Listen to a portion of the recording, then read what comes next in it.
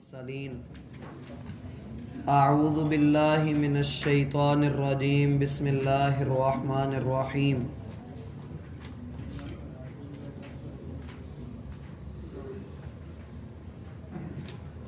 انسان کی زندگی میں انتظار ایک ایسی چیز ہے جس کے بارے میں عرب لوگوں کا مقولہ ہے الانتظار اشد من الموت۔ موت کی اتنی سختی اور شدت نہیں ہوتی جتنی انتظار کی سختی اور شدت ہوتی ہے۔ انتظار کرنا یہ صبر کے بڑے مرحلوں اور بڑے مقامات میں سے ایک مرحلہ اور مقام ہے۔ آپ جتنی مرضی کوشش کر لیں، جو آپ کے نصیب میں لکھا گیا ہے وہ آپ کو ایک وقت کے بعد ملنا ہے، اور اس منزل اور مقام تک پہنچنے کے لیے آپ کو انتظار کرنا پڑے گا۔ سورہ صافات کی آیت نمبر 174 میں اللہ کا یہ فرمانا کہ فَتَوَلَّ عَنْهُمْ حَتَّى حِينٍ، ایک مدت کے لیے، ایک وقت کے لیے آپ ان سے پیچھے ہٹ جائیں، آپ ان سے منہ پھیر لیں۔ وَأَبْصِرْهُمْ فَسَوْفَ يُبْصِرُونَ، اور آپ ان کو دیکھتے رہیں، ان قریب وہ بھی دیکھ لیں گے۔ یہ دو ایسی حقیقتوں کی طرف اللہ رب العالمین نے اشارہ کیا ہے کہ دیکھیں، پہلی حقیقت یہ ہے کہ اللہ رب العالمین نے آپ کو اس درجے پر پہنچانا ہے کہ جس میں آپ کا غلبہ ہو، آپ لوگوں کے اوپر غالب آ جائیں، لیکن یہ فوراً نہیں ہوگا۔ ابھی ایک موقع آپ پر یہ ہے کہ آپ منہ چھپا کر چھپتے چھپاتے رات کے اندھیرے میں مکہ سے نکل رہے ہیں، اور ان قریب وہ وقت آنے والا ہے۔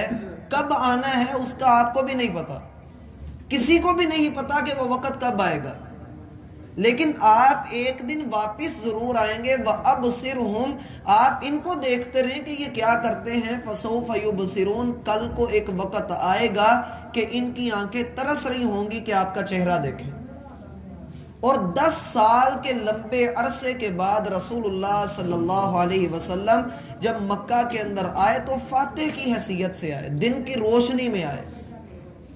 لیکن یہاں رک کر ہمیں جس بات کے متعلق سوچنا ہے وہ یہ ہے کہ ہم لوگ اللہ رب العالمین کا یہ جو فرمان ہے کہ آپ ان کو ایک وقت کے لیے چھوڑ دیجئے، ہم کافر کو چھوڑ نہیں رہے ہیں۔ کل ہماری بات کا اختتام یہیں پر ہوا تھا کہ مسلمان کافر کو نہیں چھوڑتا، وہ اللہ کو چھوڑ دیتا ہے، وہ اللہ کے دین کو چھوڑ دیتا ہے۔ ہمارے ہاں کئی جملوں نے نا بیڑا غرق کیا ہے، کئی جملوں نے جو ہمارا نظریہ بن گیا ہے انہوں نے بیڑا غرق کر کے رکھ دیا ہے۔ مثلا ان میں سے ایک جملہ یہ بھی ہے کہ پردہ دل کا ہوتا ہے، ایک جملہ یہ بھی ہے کہ اسلام امن کا درس دیتا ہے۔ اس بنا پر پوری دنیا میں مسلمانوں کو کاٹا جا رہا ہے، اور کسی کافر کو خراش بھی آتی ہے تو کافر یوں چیختے ہیں کہ شاید ان کے گھر کے اندر کوئی فوت ہو گیا ہے، اور مسلمانوں کو گاجر مولی کی طرح کوئی کاٹ دے تو یہ اف تک نہیں کرتے، اور دنیا کہتی ہے چلو جی کوئی بات نہیں۔ پھر کیا ہوا؟ فَتَوَلَّ عَنْهُمْ حَتَّى حِينٍ، اللہ کہتے ہیں ان کو چھوڑ، ان سے پیچھے ہٹ جا، ایک مدت کے لیے ان کو چھوڑ دے۔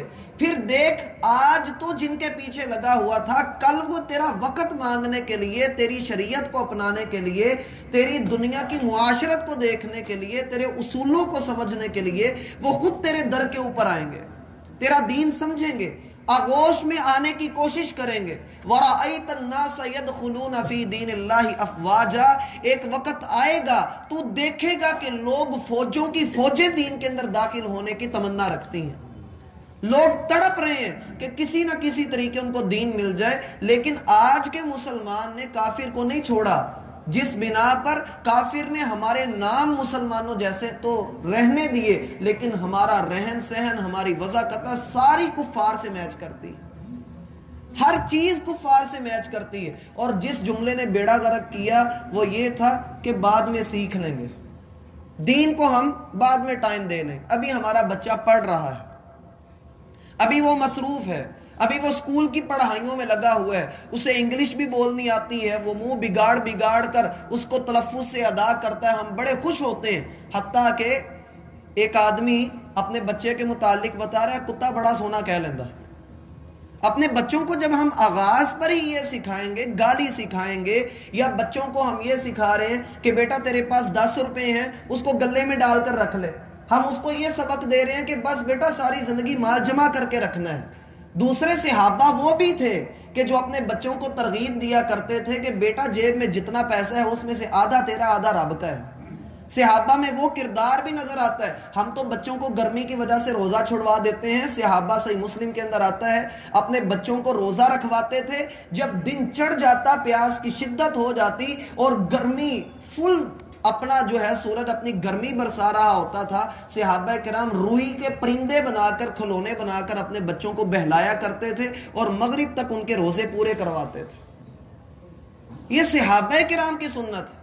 لیکن جب بات آتی ہے کہ ہم دین کو بعد میں سیکھ لیں گے، میرا بھائی جس نے 5 سال میں سیکھنا تھا، 5 سال کی عمر میں اس نے پڑھنا تھا، ہم اسے کہتے ہیں چلو تھوڑا سا بڑا ہوگا تو پڑھ لے گا۔ وہ تھوڑا سا اور بڑا ہوتا ہے، 10 سال کا ہوتا ہے، وہ نورانی قاعدہ شروع کرتا ہے۔ 12 سال کا ہوا وہ بھی نورانی قاعدے پہ ہی ہے۔ اس کو 15 سال 20 سال ہو گیا، اس نے قرآن اپنا مکمل نہیں کیا، اور 20 سال کی عمر میں آ کر ابا جی کہتے ہیں میں کہندہ کچھ چنگا لگنا، میں اس کو مارتا اچھا لگتا ہوں، میں اس کو برا بلا کہتا ہوں اچھا لگتا ہوں، اب اس کا قد میرے برابر ہو گیا۔ اس کی زندگی ہے، اس کی موج ہے، جو اس کی سمجھ میں آتا ہے کرتا پھر ہے۔ ہوتا کیا ہے، دین سے دوری کی وجہ سے دل کے اوپر جمود طاری ہو جاتا ہے، سختیاں آ جاتی ہیں، پھر بڑھاپے تک یہ سختیاں ساتھ چلتی ہیں۔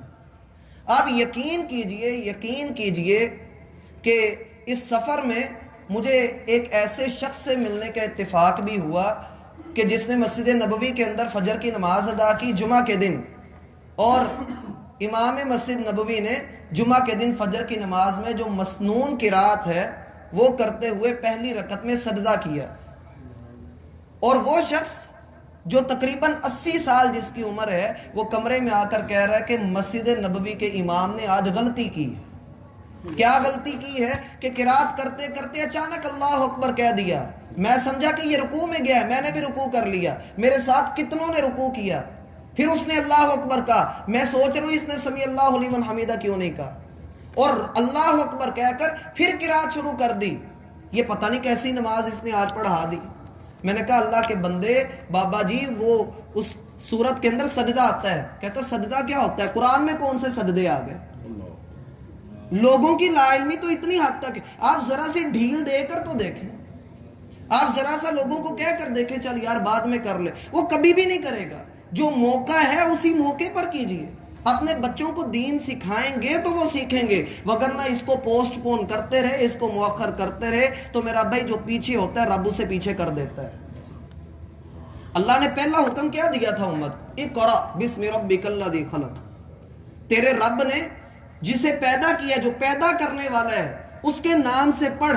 اقرأ وربک الاکرم، پڑھ کے تیرا رب عزتوں والا ہے، جو پڑھتے ہیں پڑھاتے ہیں رب ان کو عزتوں سے نوازتا ہے۔ ہم نے پڑھائی سے منہ موڑ لیا، ہم نے اس دین سے اپنے آپ کو پیچھے ہٹا لیا جس کے بارے میں رب نے کہا تھا علم الانسان ما لم یعلم، انسان کو رب نے وہ علم دیا ہے جسے انسان نہیں جانتا تھا۔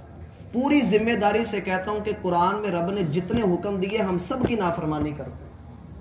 چلیں آپ کہہ لیں کہ جی ہم سب مانتے ہیں، لیکن پہلے حکم کے بارے میں ہم کتنے نافرمان ہیں کہ ہمیں دین کی الف بے کا بھی پتہ نہیں ہوتا، اور ہم کہتے ہیں چلو سیکھ لیں گے، اور اکثر لوگ مولویوں کے پیچھے لگ جاتے ہیں۔ پھر ہمارے مولوی صاحب نے یہ کہا بس حرف آخر ہوگی، جو اس نے کہہ دیا بس وہی پر حق ہے، اس کے علاوہ اور کوئی بات حق والی نہیں۔ امام مالک رحمہ اللہ نے رسول اللہ صلی اللہ علیہ وسلم کی قبر کی طرف اشارہ کر کے کہا کہ لوگوں، کائنات کے ہر بندے کی زبان کو رد کیا جا سکتا ہے، ہر بات غلط ثابت کی جا سکتی ہے سوائے اس قبر والے کی بات کے، ہر بات اس کی تسلیم کرنی پڑے گی۔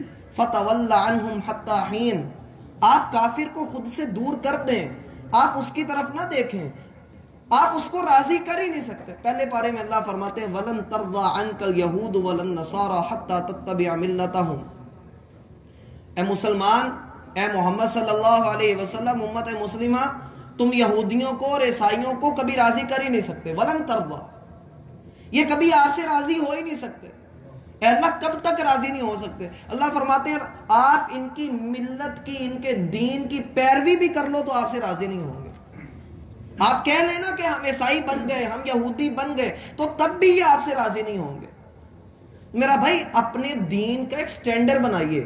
یہ ہمارا دین ہے, ہم کسی کے آگے جھکنے کے لیے نہیں آئے, ہم دوسروں کو جھکانے کے لیے آئے ہیں, اپنے آگے نہیں رب کے ساتھ. ہم یہ سمجھانے کے لیے اس دنیا کے اندر آئے ہیں کہ یہ دین یہ غالب ہونے کے لیے آیا ہے, مغلوب ہونے کے لیے نہیں آیا. لیکن ایک وقت دیجئے, اپنے دین کو ٹائم دیجئے. رسول اللہ صلی اللہ علیہ وسلم جب مدینہ کے اندر آ گئے, آپ نے مشرکین مکہ سے ایک مرتبہ بھی چھیڑخانی نہیں کی. آپ کو پتہ, چھیڑخانی ایک مرتبہ بھی نہیں کی. جتنی بھی ان کے ساتھ کافروں کے ساتھ لڑائیاں ہوئی ہیں, پہل ان کی طرف سے ہوئی. آپ مدینہ میں رہے, آپ مدنی صورتوں کا مطالعہ کر کے دیکھیں کہ اس میں اللہ نے معاشرت کے احکامات دیے ہیں. طلاق کے مسائل, ایلاء کے مسائل, خلا کے مسائل, اور لوگوں کے درمیان معاشرے کے اندر اللہ رب العالمین نے جھوٹ کو روکنے کے لیے احکامات نازل کیے, غیبت کو روکنے کے لیے احکامات نازل کیے, اور تجارت کے اصول اللہ نے بیان کیے. یہ سارا مدنی صورتوں میں ملتا ہے. یعنی اللہ نے 10 سال میں پورے معاشرے کی تشکیل دے دی. لیکن آخر پر آ کر ہمارا مسلمان کیا کہتا ہے, ان کے اوپر عذاب نہیں آتا. وجہ کیا ہے؟ بے صبرا ہوا ہے. میں نے کل بھی عرض کیا تھا کہ عذاب کی نوعیت بدل گئی ہے. مسلمان جہاد کرے گا تو کافر کو عذاب ہوگا. اللہ فرماتے ہیں آیت نمبر 176 میں, أَفَبِعَذَابِنَا يَسْتَعْجِلُونَ, کیا کافر ہمارے عذاب کے بارے میں جلدی مچا رہے ہیں؟ یہ کہہ رہے ہیں کہ اللہ کا عذاب لے آؤ. اللہ فرماتے ہیں فَإِذَا نَزَلَ بِسَاحَتِهِمْ فَسَاءَ صَبَاحُ الْمُنذَرِينَ. لوگوں, ایک وقت ایسا بھی آئے گا کہ جب ان کے اوپر عذاب ہم نے نازل کر دیا تو سب سے بدترین ان کی صبح ہوگی. اور ایسا ہی ہوا. جب رسول اللہ صلی اللہ علیہ وسلم مکہ میں داخل ہوئے تو آپ علیہ السلام کے سامنے ہر وہ کافر کھڑا تھا کہ جس نے آپ کو تکلیف دی, اور سر جھکا کر کھڑا تھا. اتنی ذلت امیز ان کو شکست ہوئی, اتنی ذلت امیز شکست ہوئی کہ آپ کے سامنے آنکھ اٹھانے کے قابل بھی نہ رہے. میرا بھائی, بندہ مار دینا جو کوئی بڑی بات نہیں ہوتی. وہ کہتے ہیں ایک بزرگ کندھے کے اوپر بندوق لٹکا کر جا رہے تھے تو کچھ جوانوں نے مذاق سے کہا, بابا جی بندہ مارن نہیں رکھی جے. انہوں نے جواب دیا, نہیں پتر, سوراں نوں مارن نہیں رکھی ہے, بندہ تے گل نال ہی مر جاندا. فَإِذَا نَزَلَ بِسَاحَتِهِمْ فَسَاءَ صَبَاحُ الْمُنذَرِينَ. جب ان کے اوپر اللہ کا عذاب آئے گا تو پھر بدترین ان کی صبح ہوگی. اور دنیا نے دیکھا کہ مکہ کے سارے کافر سر جھکا کر آپ کے سامنے کھڑے ہیں, اور آپ نے ایسی مار ان کو ماری کہ نظر اٹھانے کے قابل نہیں چھوڑا. اور اللہ کے رسول نے جب پوچھا, بیت اللہ کے دروازے کے اوپر اس طرح سے ہاتھ رکھ کر آپ نے پوچھا, بتاؤ میں تمہارے ساتھ کیا سلوک کروں گا, تو آگے سے کیا کہا, انت الکریم ابن الکریم, آپ عزت والے ہیں اور عزت والے کے بیٹے ہیں, آپ ہمارے ساتھ غلط سلوک نہیں کریں گے. آپ کا یہ انداز آپ کی شخصیت کو مزید مضبوط کرتا ہے اگر آپ صبر کرتے ہیں. اور جب آپ علیہ السلام نے ان سے کہا لا تثریب علیکم اليوم, جاؤ تم سب کو میں نے معاف کیا ہے, اندازہ کیجئے اتنا بڑا دل کس کے پاس ہوگا جس نے اس سے بھی بڑی بڑی مصیبتیں برداشت کی ہوں گی, جس نے انتظار کیا ہوگا, جس نے صبر کیا ہوگا. اس لیے آگے اللہ رب العالمین فرماتے ہیں وَتَوَلَّ عَنْهُمْ حَتَّى حِينٍ, ہم آپ کو پھر کہتے ہیں کہ ان سے ذرا پیچھے ہٹ جائیے. وَأَبْصِرْ فَسَوْفَ يُبْصِرُونَ, آپ ان کو دیکھیے, ان قریب یہ بھی دیکھ لیں گے. کیا ہوا کہ 10 سال کے بعد آپ کو فتح مکہ ملی ہے. فتح مکہ ہی نہیں, پوری دنیا کے اندر اسلام آئے گا, لیکن تھوڑا سا آپ پیچھے ہٹ کر تو دیکھیں, اپنی اصلاح تو کریں, اپنے اندر کو تو دیکھیں, اپنے بگاڑ کی اصلاح کر لیں. دیکھیں اللہ رب العالمین آپ کو کیسے دنیا کے اندر فتوحات عطا کرتا ہے. اللہ مجھے اور آپ کو سمجھنے کی توفیق عطا. مرسلین